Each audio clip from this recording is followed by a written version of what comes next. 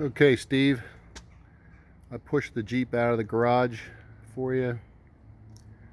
I'm going to do a walk around. You have to forgive me, I'm not a photographer by any stretch of the imagination.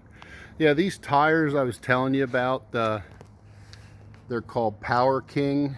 They were just a real aggressive snow tire that I could find in a 7.5 by 16, which is a little taller. I used to have the NDTs were a 6 by 16. So these are a little taller. So you do have to watch. I don't know if you can see this or not, but there on the spring, if you make a full hard turn, you can just catch the lug on the spring there. See the shiny spot? And I guess on the front it doesn't rub. I guess it just rubs when you turn hard. Anyway, I did say the best NDT for the spare. The one that was on there before was, geez, I don't know, it said 1951 on it or something. Still held air. There's the winch. And you can see there's a full receiver underneath that. Everything on the frame's all been reinforced to be able to hold this. Not just hold the winch, but to utilize the winch. And there is one tiny little, in the body there's a tiny little, I don't know if it shows up or not, but not a big dent. Oh, and the top is good except for there's one spot here where there was a crack in the plastic. I think I caught a branch one time when I backed up when it was really cold out, and it put a crack in the window glass or plastic. I don't have the doors on today. It's not that cold, but the tires are about, I could probably rotate them. The steering tires take a beating on the macadam, and they're still over half. But if you do a lot of riding on the macadam, it's gonna be an issue. But anyway, let's get her started up while I get in here. That's the biggest problem for me while I'm selling it, because with my back, I just can't. Right, I'm going to put the emergency brake on because I'm on a hill. Turn the key on, give it just a little bit of choke, a little bit of throttle. Make sure you're neutral.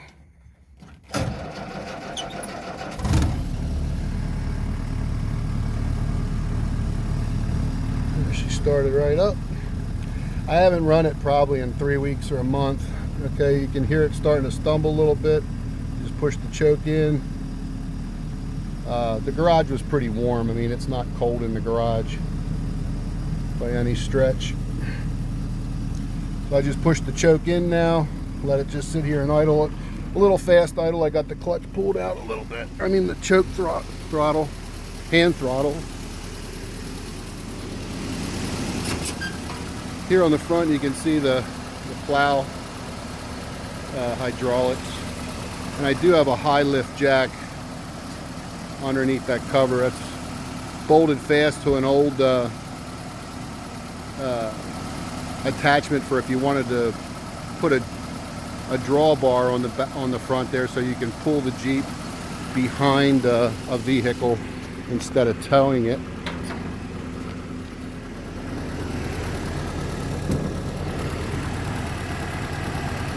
And that's the plow unit. Now I don't, you can see the pulley's not spinning there. I don't put that other belt on normally unless I'm going to be using the plow, which I haven't for a few years now, because I have a snowblower. And there's an 8-volt tractor battery on here. So I didn't have to convert all my wiring. I mean, you could go back to a 6-volt if you wanted to. The 8-volt gives it a little more cranking power, and the headlights and stuff are a little brighter.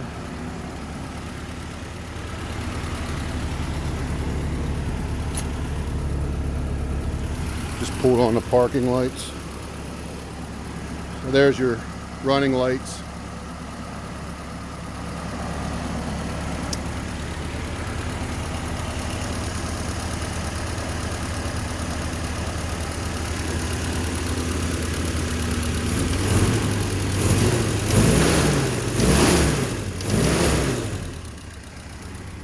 probably push that hand throttle in. Let her just go to regular idle now.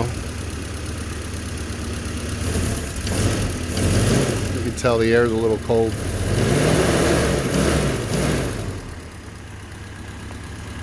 Normally I don't need the, I mean, if it's bitter cold out, you need to leave the choke on until you get some water temperature up.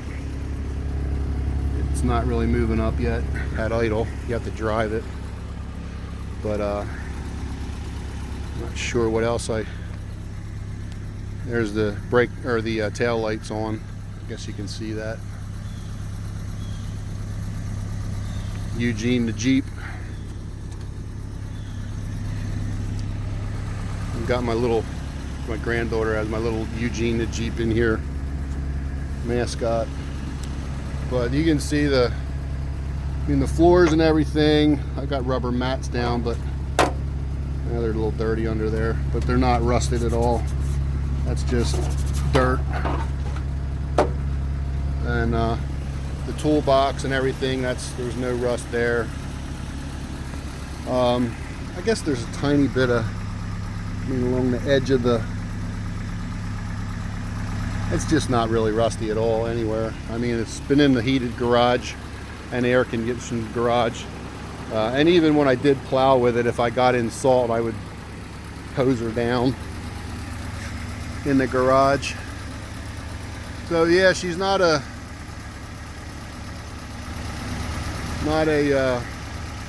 car show queen, but, and this is Imron paint. That's DuPont Imron polyurethane paint, but always looks shiny like that. And we did that so that when we took it in the woods and stuff, I mean, there have been branches that actually went along this, but geez, it doesn't scratch real easy. So does have defroster. Look around the other side. This is probably all jumpy, I'm sorry. So we have, here's the extra lights for the plow and reverse, and then that's heat. You can hear the heater running. And defroster. And they work well. This unit was in the Jeep when we got it, and then I don't know where I found these diffusers at. They weren't originally for a CJ. I believe they were for a wagon or a pickup, and just put some hoses to it for it to work. So, but there she is. Here's your shifters. So here's your 3-speed, overdrive, in and out of 4-wheel drive, high-low range. Right now it's in low 2-wheel drive. And here's your PTO for the winch. And when I have the plow hooked up, there's another rod that comes through here with a knob on it that you can push and pull to put the plow up and down. Well, it lifts the plow and then it bleeds down by gravity. And you can see in the back, got a roll bar. Oh, you did see that on the other pictures, I'm sure. But other than that, it's the only thing that's really wrong with the top is that one split back here. And I just put some clear packing tape over it just to keep the cold out, but that's the only, a little bit of wear here on the edges. But that's a 20-year-old top, and I mean, I'd put Armor All on it or something every once in a while just to keep it soft.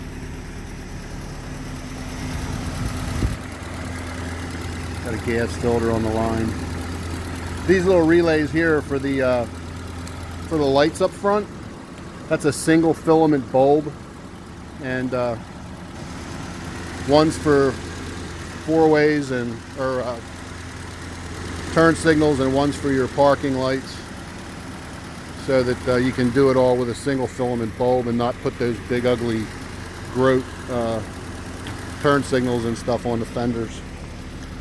But yeah, as far as leaks goes, like I said, the motor does have a slight leak. and I mean a drip every now and again. Same way with the power takeoff seal where the shaft comes off to drive the winch. There's a small one there, and I just can't crawl underneath the damn thing and work on it like I used to be able to. But if you had a lift or even a healthy back, you could probably get under there and pull that seal out of there and put another one in 15-20 minutes. I just don't crawl under it anymore. I do have some gear oil and mineral gear oil and stuff for the transfer case and transmission that has fits on a 5-gallon bucket, and then you can hand pump it in. Got a bunch of stuff like that. These hubs are early worn hubs. Got them not too long ago. Did have a set on there that said Sears. Anyway, there is AMSOIL in the motor. I use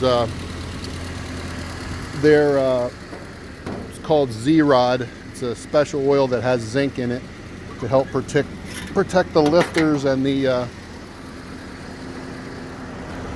valves, because there's no zinc in the oils anymore, and there's no I do try to run non-ethanol gas in it when I can, or at least run a lead additive in the gas when I can, but not necessary. But do have an 8-volt battery tender that we keep on it. Anyway, there she is. She's like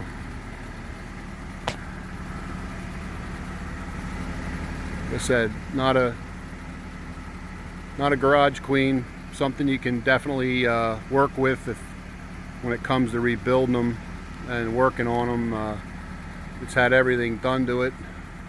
It's just a matter of how far you want to go, because some people go absolutely crazy with these things. Every nut and bolt they want to put back to original, but we just never wanted to do that. We wanted to keep it something that was more usable, and we trailer it to the woods. I'll show you the trailer. I know you said you weren't interested in it, but just wanted to show you what we have to haul it around. It's a 16-footer. It's only been used a couple times. Had a windstorm here the other day. I got to clean the sticks off of it, but it's got the beaver tail, and the ramps are in the back. And I put a box on here, put an electric winch in the box, and all the tie-down straps and everything that are for it are in there. So it makes it real nice. You can load it by yourself. Just winch it right up onto the trailer and then tie it down. It's got nice rings at 6 places on the trailer. And I don't use these middle ones here, but I use the front and the rear ones. But anyway, there's the trailer too. Alright, well, this ended up being 13 minutes long. I have no idea how much that is in size of a file, but I'll try and get this to you, and if it's too big, I'll try and edit it down a little bit. Alright, and there it is. Now you can see she's warmed up, and she's right around 160. That's what the thermostat is. If you're pulling big hills or something like that, it'll go up higher than that, 180. And these don't have catch tanks for your radiator, so you have to learn about how much antifreeze to put in the radiator, but you do need to leave an air space in the top for expansion, or otherwise as the fluid expands, since there's no tank to push into, it just would push out the hose at the radiator cap and run on the ground. So it'll find its own level. If you do overfill it, it'll push out until it won't push out anymore because it got hot. And that's just the nature of the beast with these. But I don't know if I can show you anything else. I guess oil pressure, sitting here at idle. She's got almost 40 pounds of oil pressure on her, and the gas gauge does work. As you get down closer to empty, it kind of hunts back and forth when the float's moving, but I think that's normal too. And the alternator shows it's charging, and like I said, there's There's your water temp. So she's all warmed up now. All right, I'll get this off to you and we'll talk. All right, thanks, Steve.